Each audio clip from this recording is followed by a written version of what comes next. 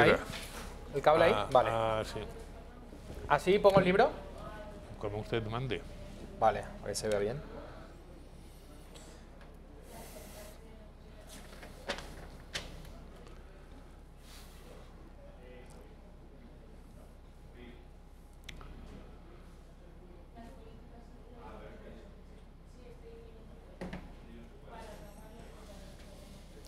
¿Cuánto tiempo tenemos? 25 minutos.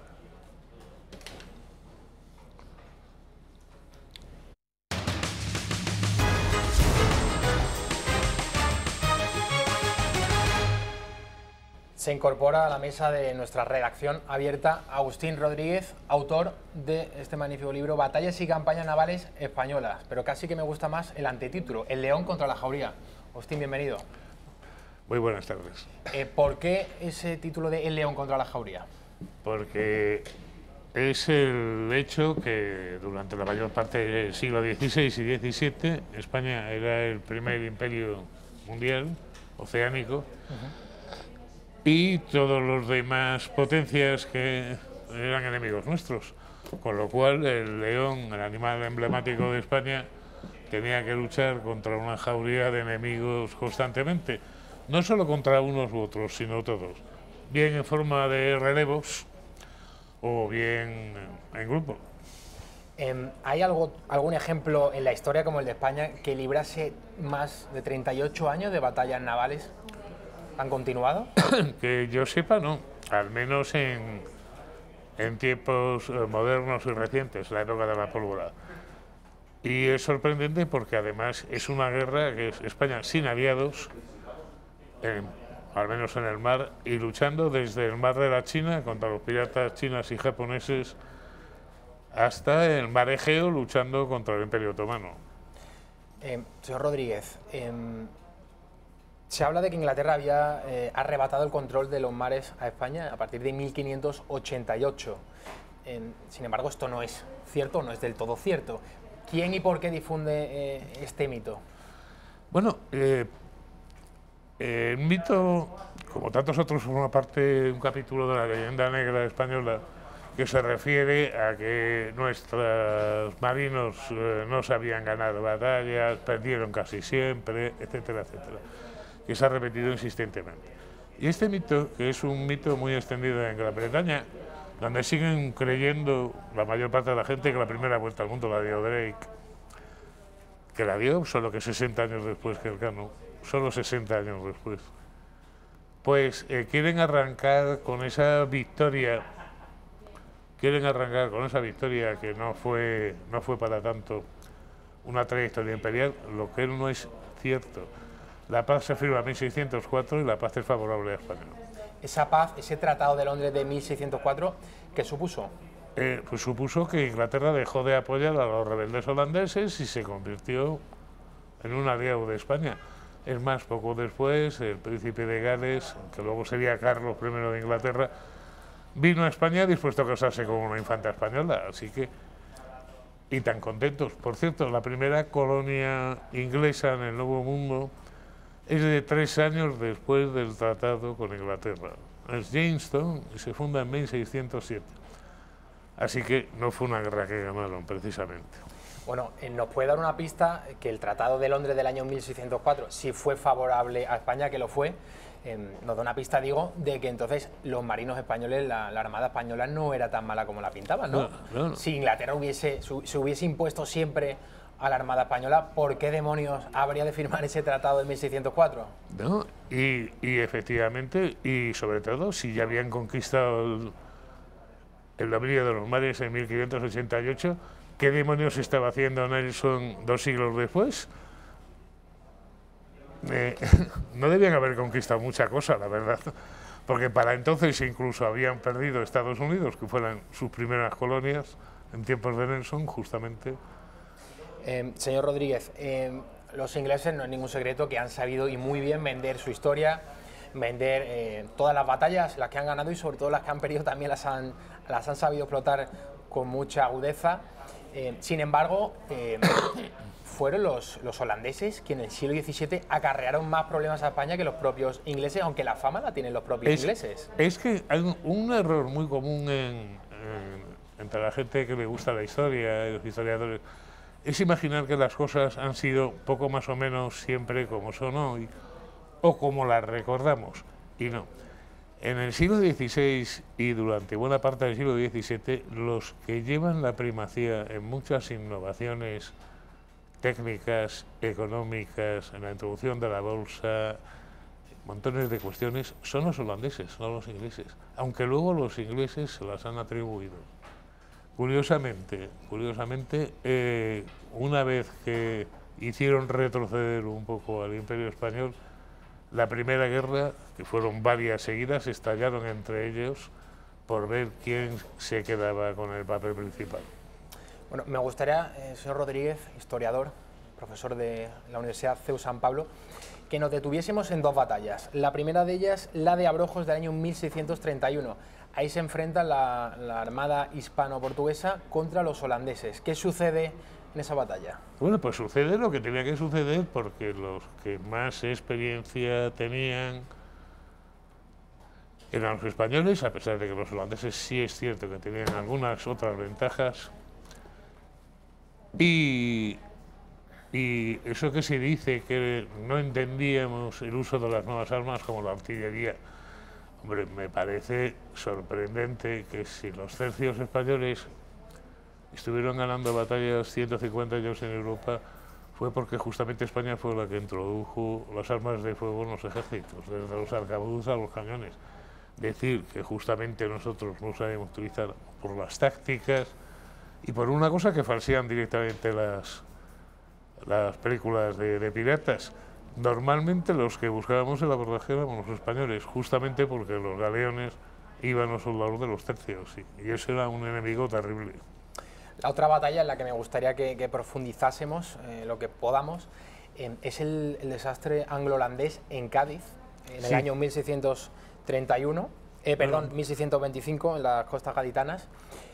Es curioso porque, claro, la victoria de Trafalgar en 1804 sí que la conocemos todos los españoles. Nos han vendido esa derrota en infinidad de libros, en algunas películas. Digamos que el mundo anglosajón es bastante hábil para difundir sus victorias, para que en el rival pese esa imagen de derrotado, de perdedor. Y, por ejemplo, lo que sucede en la costa gaditana en el siglo XVII con esa derrota anglo-holandesa, eso pasa desapercibido. Y es curioso porque tenemos un magnífico cuadro de nada menos que Zurbarán en el Museo del Prado, donde se recoge esa victoria. El gobernador de Cádiz y todos sus mandos y las galeras españolas luchando con los barcos ingleses y tal. El problema es que nos hemos construido nuestra propia imagen, nuestra propia historia, no a partir de datos nuestros, sino de lo que nos han dicho los demás. Es una cosa curiosísima. ¿Y cómo es posible que nuestra historia no nos la hayan contado nuestros enemigos? Pues es lo que ha pasado. Pero es culpa también nuestra. Por supuesto. Yo creo que ahí ha sido uno de los grandes fallos españoles, en no saber defender lo propio y perder un poco la autoestima como nación. Y de ahí vienen luego muchos problemas que seguimos padeciendo tanto tiempo después. La leyenda negra arranca con el descubrimiento, con la conquista española de América, de las Indias, y luego todo esto se extrapola también a nuestra armada, a nuestra historia naval. ¿También podemos hablar propiamente de una leyenda negra naval española? Sí, efectivamente. Y no solo por el aspecto estrictamente militar, sino por algo muy sencillo. La famosa polémica que dura desde el siglo XIX, de que, claro, como los barcos de guerra, las armas que llevan, son instrumentos básicamente científicos y técnicos, los españoles para eso no valemos. Y entonces, y si resulta que hemos valido alguna vez, se oculta o se tergiversa. Es curioso que esté reconocido internacionalmente que el primer submarino eficaz fue Peral en el siglo XIX. Pero es que las primeras fragatas son del siglo XVI y son españolas. montones de adelantos. El primer mapa con las desviaciones magnéticas del globo es español, porque se desviaba la aguja y todo el mundo sorprendidísimo. O sea, que España no ha significado nada en el terreno de la ciencia y de la técnica.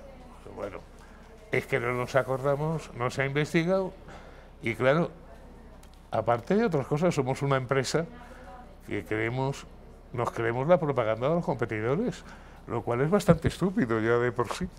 Que van a hablar bien de nosotros. No, señor, cada empresa defiende lo suyo y hace su propia propaganda. Lógicamente. Hemos pasado por encima de la batalla de Trafalgar de 1805, esa derrota hispano-francesa ante Nelson. ¿Por qué en nuestra historia, los alumnos que estudian historia, los apasionados que somos de la historia, pero que no somos historiadores, lo hemos hablado antes, ¿no? Tenemos muy interiorizadas, por ejemplo, la derrota de Trafalgar, y no tenemos, por ejemplo, en España hecho películas o grandes series sobre Lepanto o, por ejemplo, la defensa de Cartagena de Indias, cómo se impone Blas de Lezo ante los ingleses en una inferioridad numérica brutal? Ya. No, aparte de que hay una cosa que resulta evidente. La batalla de Trafalgar en sí no fue tan decisiva, lo que realmente, porque ahí que estaba mandando en Francia era Napoleón. Y de haber sido una victoria, hubiera sido una victoria francesa, no española. Lo que verdaderamente nos hizo daño no fue perder una batalla, las batallas no deciden tanto. Lo que realmente nos hizo daño fue que casi inmediatamente después, 3 años después, las tropas napoleónicas habían invadido Francia, tuvimos una espantosa guerra de 6 años que destrozó España, causó la emancipación americana. Eso sí que fue un desastre. Lo de Trafalgar no es más que una batalla perdida, para que los ingleses la han mitificado, la han dado, por supuesto, algo como lo habían ganado ellos, pero luego no era para tanto, entre otras cosas, por el hecho fundamental de que no hubiera sido una victoria española, hubiera sido una victoria francesa y de caer derrotada a Gran Bretaña, ¿quién nos hubiera ayudado en la guerra de independencia? Pues probablemente Inglaterra, ¿no? Así que al final fue un mal que terminó siendo para bien. Es verdad. A un español se le cae el alma a los pies cuando va a Londres, visita Londres y va a la plaza de Trafalgar, ve ese monumento precioso, grandioso, dedicado al almirante Nelson, y en España hasta hace unos años no teníamos una estatua, la verdad que no es comparable a la de Nelson en Londres, dedicada a Blas de Lezo. La tenemos en la Plaza de Colón de Madrid.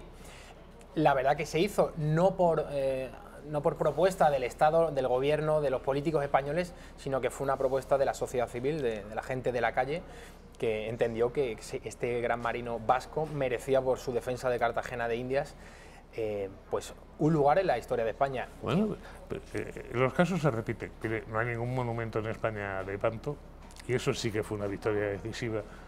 Imagínense lo que hubiera sido la Europa del 16, con católicos y protestantes matándonos entre nosotros, que además hubieran aparecido por aquí los otomanos. Hubiera sido divertidísimo, el Renacimiento a la porra y la cultura europea a la porra. Pero lo curioso no es solo que desconozcamos eso, sino que en otros países tienen auténticos monumentos a ilustres derrotados. A mí me hace mucha gracia el Arco de Triunfo de París, levantado en honor de un señor, Napoleón, que fue derrotado y condenado al exilio. Aquí en España, con esa crítica un tanto cínica que nos gastamos, parecería un simple derrotado, un don nadie, que al final sí, ganó batallas, pero al final ¿cómo terminó? ¿Y qué ventajas retrajo a Francia Napoleón? Materiales ninguna. O sea, perder muchísima gente, muchísima riqueza, y luego tener un siglo XIX tan complicado más que el nuestro. Hablamos de su libro, pero hablamos también de la historia de España, de las diferentes formas de entender la historia en el mundo anglosajón, por ejemplo, en Francia o en España. Hemos dicho que aquí no reconocemos como es debido a los grandes héroes de nuestra historia. Ha mencionado usted, profesor Rodríguez, que no tenemos, y es verdad, lo estaba yo pensando, un monumento como es debido, una gran plaza, no lo sé, algo dedicado que conmemore la victoria en Lepanto, en la que estuvo Miguel de Cervantes. Yo creo que hoy, en el año 2018, si un político se atreviese tan solo a plantearlo, seguro que le atacarían y le calificarían de islamófobo. De todo. Por cierto, a quienes derrotaron los ingleses en las guerras napoleónicas, a quien derrotó Nelson, fue a los hijos de la Revolución Francesa, así que supongo que los ingleses eran todos unos tremendos ultraconservadores que impidieron el libre desarrollo democrático de Europa. O sea, es que si vamos así, aplicando además criterios y valoraciones actuales a la historia, pues nos podemos morir de risa. O sea, y claro, resulta que al final, una cosa que falla mucho en España es la historia comparada. Nos miramos demasiado al ombligo y no nos damos cuenta de que todos los países europeos han pasado casi exactamente por los mismos problemas y las mismas crisis que nosotros, y además muchas veces con mucho menos brillo. O sea, nosotros nos podemos apuntar muchos, tantos que muchos países europeos no se pueden apuntar. Y en cuanto a problemas, ¿quién no los ha tenido? ¿Quién no los ha tenido? ¿Quién no los ha tenido? Es que parece que España es el único país europeo que ha tenido, desgraciadamente, hemos tenido 4 en los últimos 2 siglos y medio, guerras civiles. Otros países, grandes potencias, también han tenido guerras civiles, pero es verdad que parece que aquí tenemos una especial afición en fustigarnos, en escupir sobre nuestros abuelos, sobre nuestros bisabuelos, sobre nuestra historia, en pedir permanentemente perdón. Y yo en este punto le quería hacer una pregunta desde el punto de vista, usted es un profesor de historia, profesor universitario. ¿Qué le parece a usted en el siglo XXI? Está ahora muy de moda eso de enjuiciar otras etapas históricas como si nosotros en el siglo XXI fuésemos los sumos sacerdotes, como si hubiésemos llegado al cenit de la historia, como si fuésemos mejores que todos los que nos han antecedido. La verdad es... Mire, yo siempre digo una cosa, si las tragedias se siguen representando, algunas de ellas con bastante más de 2000 años de antigüedad, es que los seres humanos en el fondo hemos cambiado muy poco. Si nos siguen interesando Antígona y Fedra y seguimos leyendo Ulises y tal, es que hemos cambiado muy poco. Y es una presunción muy grande el pensar que hemos mejorado. En algunas cosas sí, en otras cosas lo mismo, hemos ido para atrás o nos hemos quedado como estábamos, simplemente. Me llama la atención lo de la historia comparada y hay que poner datos concretos porque si no, parece que estos son alegatos ideológicos. Miren, el siglo XIX español fue terrible, ¿verdad? Bueno, ¿y el siglo XIX francés? El siglo XIX francés, en 1814 y 15, el país es invadido por una coalición europea. Napoleón cae por 2 veces y después, en la pacífica Francia y durante los siguientes 50 años, tenemos la restauración de los Borbones, la Revolución del 20, la Revolución del 30, caen los Borbones y reinan los Orleans. La Revolución del 48, caen los Orleans, se proclama la República otra vez y tenemos a Napoleón III. O sea, en 60 años tenemos en Francia reinando 3 dinastías, Borbón, Orleans y Napoleón, 2 repúblicas y el hecho atroz de que cuando los alemanes invaden Francia y derrotan a Napoleón III, lo hacen prisionero, estalla la revolución en París, la Comuna, y ante los ojos asombrados de los alemanes, los franceses se están matando en una guerra civil cuando los alemanes han invadido.